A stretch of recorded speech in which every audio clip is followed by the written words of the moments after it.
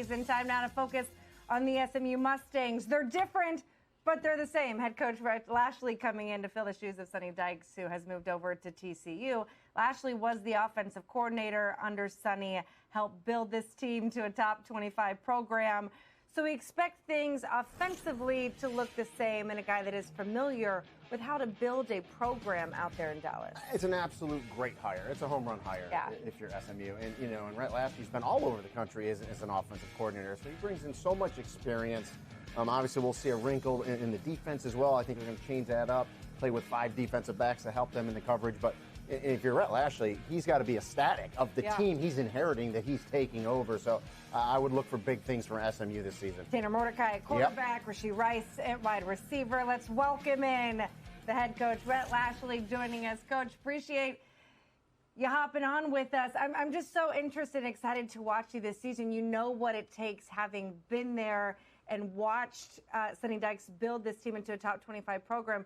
So what did you learn about how to take talent from all over Texas and bring it to Dallas? Yeah, hey, Chris and Rennie, good to be with y'all. I did. I had 2 great years here with Sonny in 2018 and 19. And just being here in Dallas, being at SMU, being in the state of Texas where football is probably more important in this state than it is anywhere around our country, was good. It was good to be here as we were kind of building our program and becoming more integrated with Dallas and being Dallas's team and all the things we feel like we have to our advantage around here. At the end of the day, we're in a great location. I mean, we're at SMU's right in the heart of Dallas. We can recruit in the best recruiting base for high school athletes every year is right here in the Dallas Metroplex. And then, when it comes to the new world of transfers, a lot of really good players leave the Dallas Metroplex, and then when they decide to transfer, they want to transfer closer. And so that's been a big part over the last 3 or 4 years to what we've been able to do here, both in high school and the transfer world, and it's all because of our location here in Dallas, here at SMU. Absolutely. Let's get to Chuck now, who has the questions from our media members for you, Coach. Great. Thanks, Chris, and welcome, Coach. We'll start with Joseph Hoyt from the Dallas Morning News, please, with the first question. Hey, Rhett. I was looking at the roster, and there's over 50 new players, which kind of surprised me. Long story short, with the new coaching staff, you just had summer workouts. What did you learn in summer? What do you hope to learn in fall? And I guess any of these new guys that have really stuck out to you? Hey, Joe, what's up, man? Long time no see. Heard you fired a 78 the other day. Is that accurate? 79, but, it's cool. 79. I'm trying to help you. Well, hey. Appreciate it. No, it's a great question. I mean, I think because of the success we've had over the last couple of years, I guess everybody just assumes we have this, roster returning. But the reality of it is we got 3 returning starters on offense and 5 on defense. So we lost a lot of really good players. We have some really good veteran pieces returning. But we had to go out and really the way that the things have fallen this year in the transfer portal for every college team, things have changed probably more than normal. So we did. We brought in 26 new players came on our campus June 1st, 12 high school signees and 14 transfers. And so they've had a great summer, finished up their workouts yesterday. We don't get to do a lot in the summer with them, but this year, coaches were given 2 hours a week, which is more than ever. So we were able to spend some time with them. But what I've learned is I think we've got a really good group. We've got a good mix of new players. We've got a good mix of transfers. We've got a good mix of returning veteran players in key positions. And I think the biggest thing is they seem to like each other and they work well together. And our biggest challenge for the next month is going to be making sure we become a team in a really close group so we can compete on Saturdays. We'll go to the next question from Jordan Hoffitz, please, from ponystampede.com. Hey, Coach. I know a bit of a big question mark coming into this year is the offensive line. Just kind of what have you seen going from spring to summer workouts? Obviously some of those new guys through transfer and freshmen are O-linemen. Just what have you seen from that group and kind of how do you assess that position group right now going into fall camp? Yeah, it's a great question. I mean, we did lose 4 or 5 starters on the O-line. Jalen Thomas came back and returns. We're going to play him inside more, so he'll be in a different position, but I think it'll be good for him both this year and, as he tries to get to the next level after this season. But we were able to bring in a few transfer pieces. We got Owen Condon from Georgia, Joe Bissinger from Virginia, who've played a lot of ball And I think those guys give us some veteran pieces. But we do have some really good young talent here. I remember my last year here as OC, we brought in, I think, 8 offensive linemen that year. And a lot of those guys are starting to grow up, you know, whether it's Marcus Bryant and Dalton Purdue and Branson Hickman and Cam Irving, and we have Justin Osborne returning. So we have maybe not as much experience as went out the door with 4 guys leaving, but we do have some guys that we think are athletic. After spring and summer, they're getting bigger and stronger. It is a question mark for us, but I feel good about the guys we have competing up front. We'll go to the next question from Dan Tortora, please, wakeupcalldt.com. Coach, looking at the fact that you've had experience obviously at SMU, but within other conferences, when we see this realignment and different things that are going on, how would you define where college football stands today, and why was it the right time for you to return to SMU?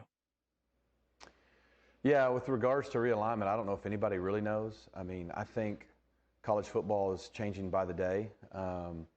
And so we all just get up and control what we can control and do the best we can. But, you know, who knows what the next 30 days will look like, the next 12 months, next 24 months, I don't know. You know, I'm sure if you're a fan, it's an exciting time. If you're where we are, you're just getting ready for a season. And a lot of those things are out there, and that's all going to get settled really outside of our control. So as far as that goes, that's really all I got to say to that. What was your second part of your question? Why it was the right time for you coming from Coral Gables to return to SMU? Yeah, I think it was just the perfect fit. I mean, look, anybody who does what we do long enough, I'd been a coordinator, I think, 11 or 12 years. I mean, you want to be a head coach. That's a goal. That's a dream. So I was no different, but you want to do it where it's the right fit. And, you know, I'm from Arkansas, 5 hours away, been at Dallas for 2 years. I knew SMU. I knew the campus. I knew the city. I know what I think is being built here. I was here when we started it. I know the potential of what we can be as a program. So it just was the right fit and the right timing, and I'm just humbled that, you know, I got the opportunity to come back here and be the head coach. We'll go next to Leo Hagerty from Amped Up Sports, please. Hey, Coach, before I ask my question, I just want to let you know I shot 78 yesterday, but then I got to number 10, so it was a long afternoon here in Florida. When you got the job, what was the first thing you said when you met with your team for the first time? Yeah, that's a great question. Because the way everything worked, you know, I was in Durham playing Duke on Saturday afternoon on a Saturday. I was flown to Dallas Sunday night, and by Monday morning I was talking to the team. And so it all happened pretty quick. And, you know, they had just had the season finished. They're going through change. And it probably wasn't maybe what I would have expected your first team meeting would be like. But the reality of it was we had a lot of good players, and a lot of good people in that room. And change was happening for them too. And I just told them the truth. I just said, look, it's your team. My job's to lead your team, but it's your team. I want to have great relationships with everyone here because that's what I believe in. It takes time to do that. And I really just asked them, hey, you know, in this world where guys have the ability to leave and transfer, I think they know that SMU is a great place. Dallas is great. With all that uncertainty, I just asked them to give me a shot and trust me and give me time to hire a staff and get to know them all, and just to just give me an opportunity to earn their trust. I wasn't asking for their trust at that point. I didn't have it or deserve it, but that's all I really asked them to do. And in credit to them, I think they gave me that opportunity. We'll go next to Stephen Leonard, please, from 24/7 Sports. Hi, Coach. Obviously, you won a state title in Arkansas under Gus Malzahn. What's the relationship between you two, and how is it like going to be a head coach against him? Obviously, we're close. I mean, he's my high school coach, and he came to my school when I was a 7th grader. We started running no huddle in junior high, and we did. We played in the state championship game 3 times and have been fortunate to coach in 2 national championship games together. So I owe a lot to him. He gave me an opportunity several different times to get into college football as a GA. He hired me to my first D1 OC job. So, you know, I'm really appreciative to him. Don't like competing against friends or people that I'm close with, but I'm going to have to do it several times this year. Obviously, we've got to go to UCF for our first conference game at a place where they hardly ever lose, and they're going to be really good. So, you know, fortunately, it's not about me or Gus. It's about the players on the field. But, yeah, we do have a good relationship. Okay, we'll stay in Orlando for Trace Trilco, please, Sons of UCF. Coach, your team faces two of the three schools leaving for the Big 12. How satisfying would it be to send them out of the American with a loss? We actually face all three of them. You know, as a matter of fact, we're the only school in the preseason top 5 to play all other 4 schools. I mean, we got a real schedule, not just our non-conference slate with North Texas, Maryland, and TCU and Lamar, but we do. We play, to your point, Houston, who's picked to win the league. That's a big game anyways. Houston and SMU has been a pretty good rivalry over the years. Cincinnati's kind of the standard in our league right now, and then UCF is always really good, and you know, Memphis as well. So we drew the best of the league, and that's the way we want it. And you know, it has nothing to do with them being in our league, leaving our league. They're really good football teams, and this is a really good league, and we know it's going to take our best every week, and we're excited to play a really challenging schedule. Okay, we'll make it 3 in a row from Orlando. We'll go to Kyle Nash from Black and Gold Banneret, please.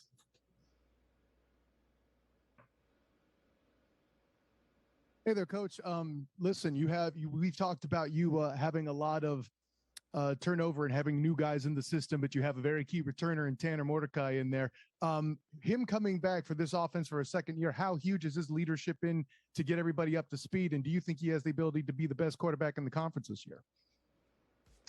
Yeah, I mean, I think we do have guys returning at key spots. You're about to hear from them some in a minute, and Tanner's a big part of that. I mean, the season he had last year was incredible. Obviously, he's got a ton of experience. I think he's had a great spring, a great summer. You know, our guys wrapped up summer workouts yesterday, and I think he's done everything we've asked him to do in terms of leadership. And so, look, anytime you have good, solid quarterback play, it gives you a chance, and we feel really good about that here. And we're excited to see what Tanner can do this year. We know he's good. I think he would much rather just have a great season and win the conference and let everybody else decide who they think the best quarterback in the league is at that point. But we're really happy he's on our team. Okay, we'll take the final one from Coach from Jordan Hopkins with Pony Stampede, please. Well, leading into that, with that being said, is Tanner your week 1 starter, or does that battle with Preston Stone continue through fall camp, and that announcement will come later? Yeah, I don't know when we'll announce all of our starters. You know, we're going to go through a competitive camp because we think that makes everybody better. That's one of kind of the core philosophies of our program is competitive excellence, and we just want to compete everywhere.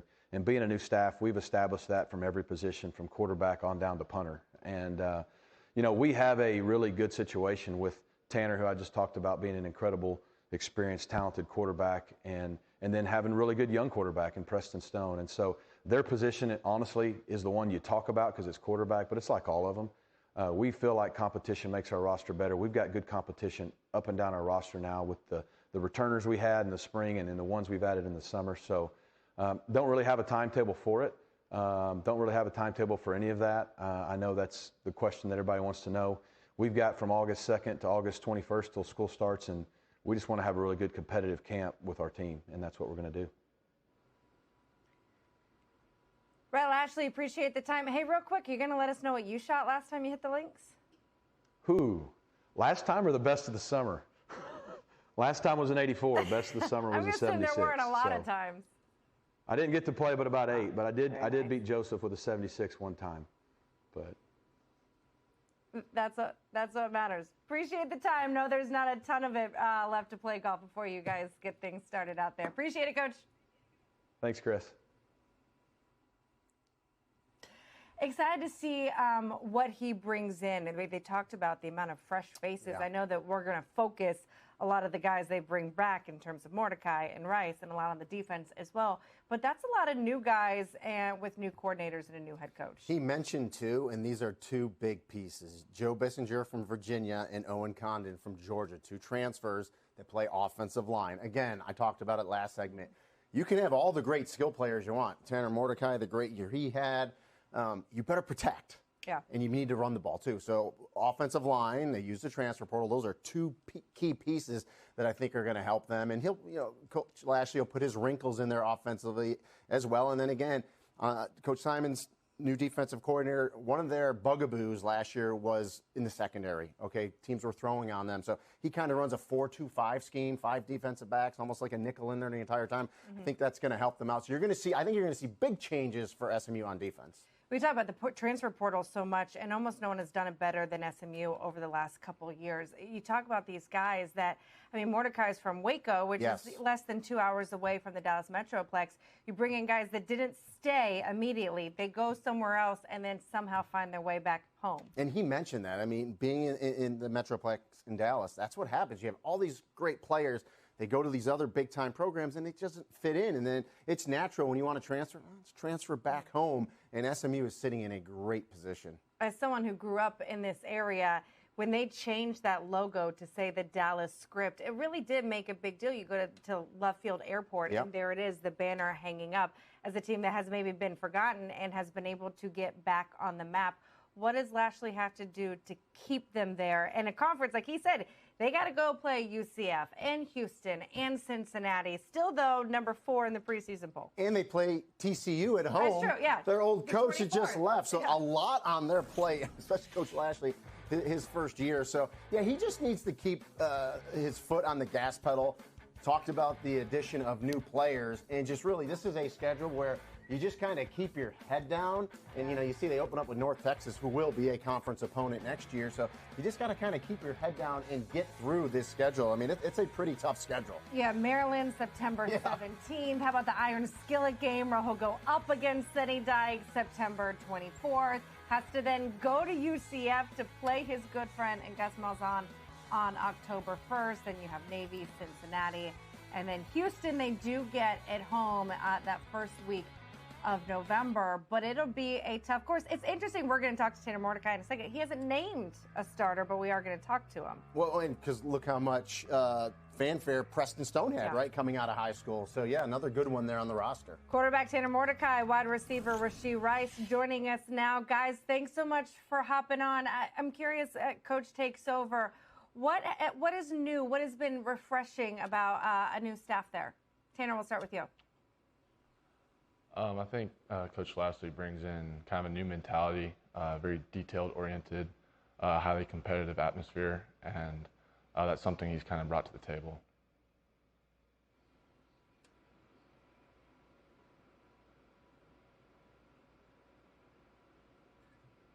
Okay, we'll open to questions from the media, please. We'll start with Joseph Hoyt from the Dallas Morning News, please.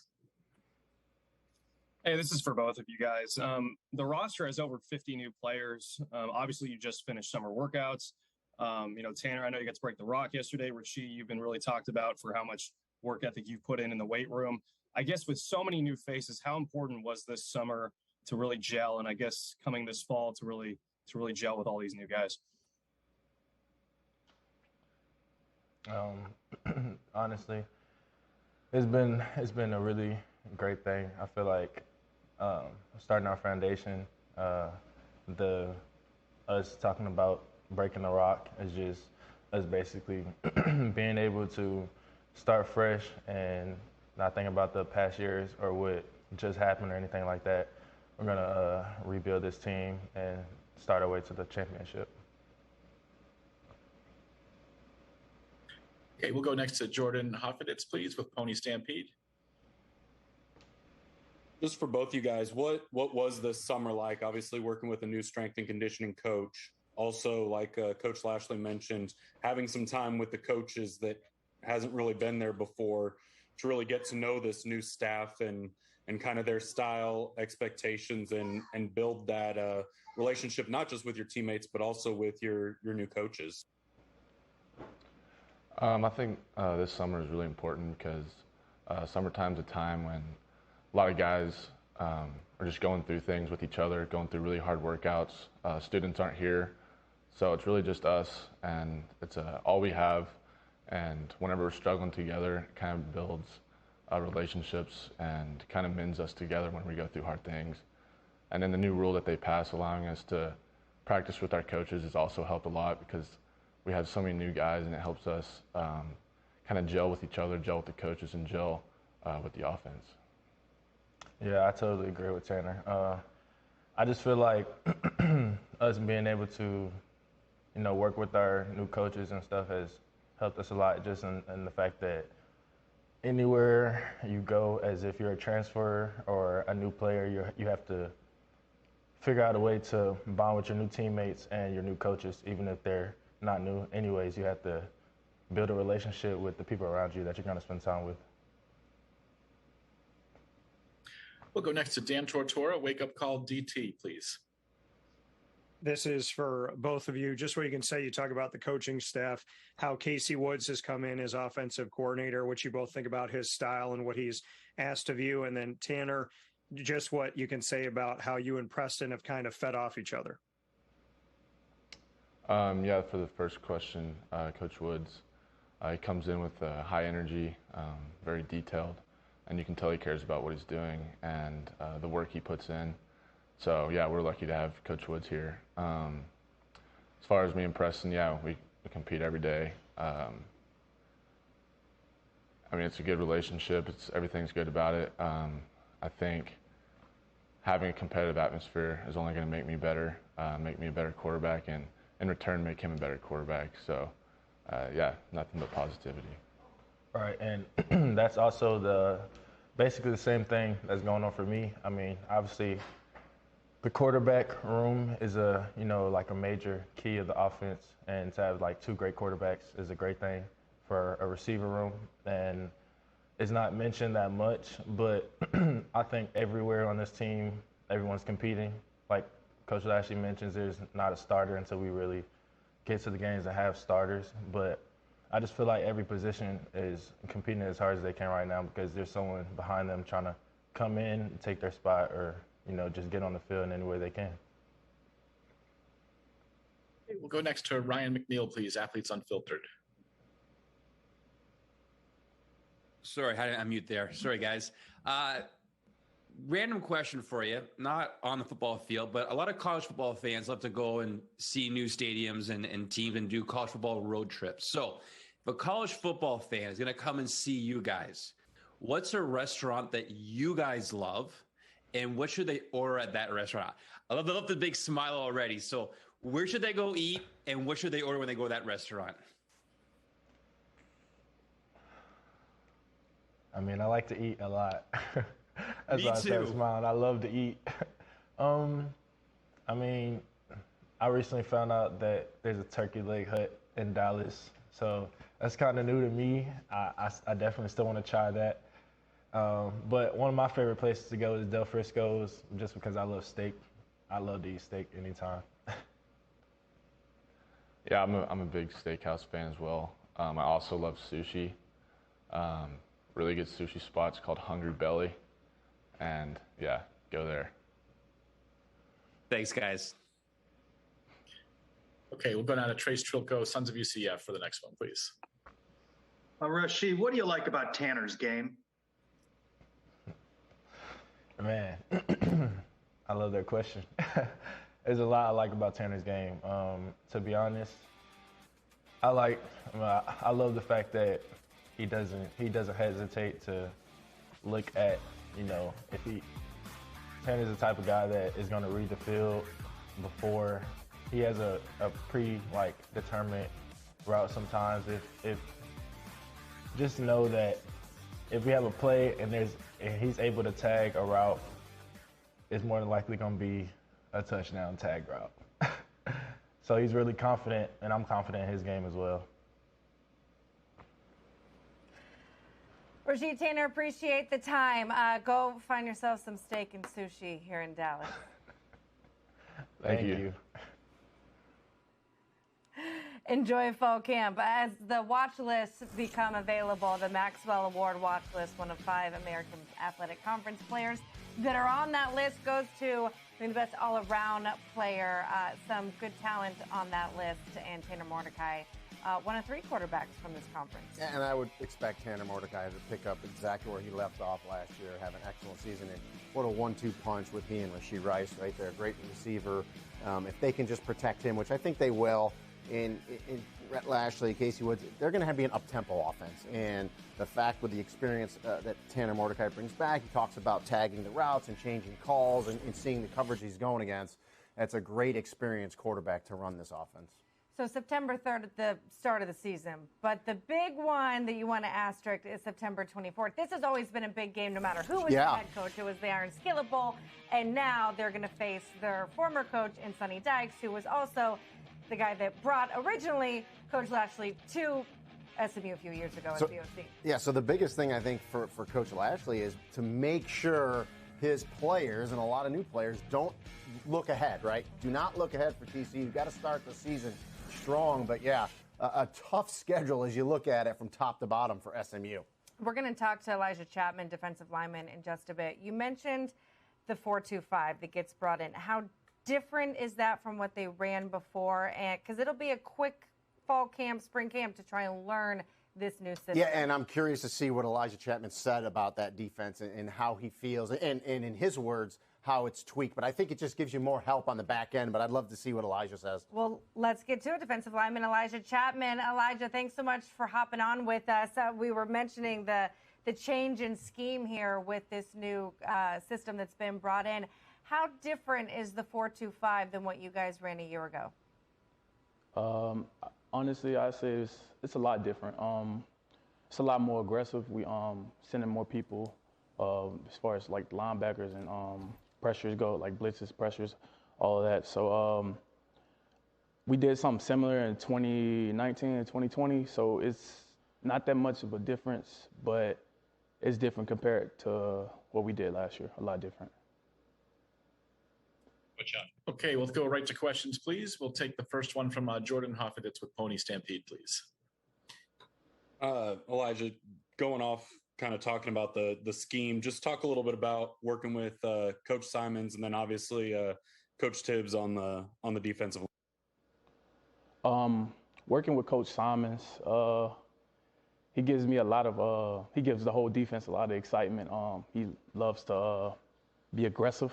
That's one thing I love about it.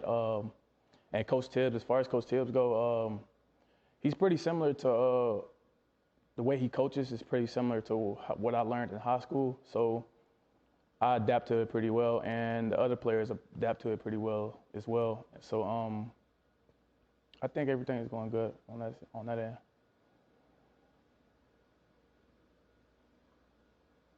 Okay, we'll take the next one from Dan Tortora, please. Wake up call DT. Elijah, as you step into this season, obviously from the inside out, you guys know yourself better than anybody. You go through change, but what is something about your team that you feel like people need to know that maybe they don't know at this point about SMU? I would like people to know that we're hungry. We for years, for the past years that I've been here, we've been chasing the championship, and as those years went on, we built that culture in order to reach that championship. So I feel like this year we're a lot more hungrier than we were in the past few years. Okay, we take one more from Jordan, if you have one. Again, just kind of going off what you just talked about, how big is some of those non-conference games early in the season? You know, you got UNT that's going to be joining the conference. You got that trip to Big Ten Maryland, and then obviously the TCU game coming in to help prepare you to try and win a conference title. I would say they're pretty big. They'll help set the tempo for the rest of the season. I know that for a fact, but we just treat every game the same. We're trying to win. We're trying to come out with a win in any way possible. So yeah, those first non-conference games are a really big tempo setter for us. Thank you, Elijah. Good luck in fall camp. We're excited to watch you guys kick things off against UNT on September 3rd. Thank you. Rene, he talked about being hungry. They were 7-0 in start the season last year before they dropped 4 of their last 5 games, still trying to chase that conference championship. Yeah, and I mean, that's just the way football is. You start out so well and then just run into it a little bit. But yeah, he touched on it. I mean, those first 4 non-conference games, what a big time games for them to start the season.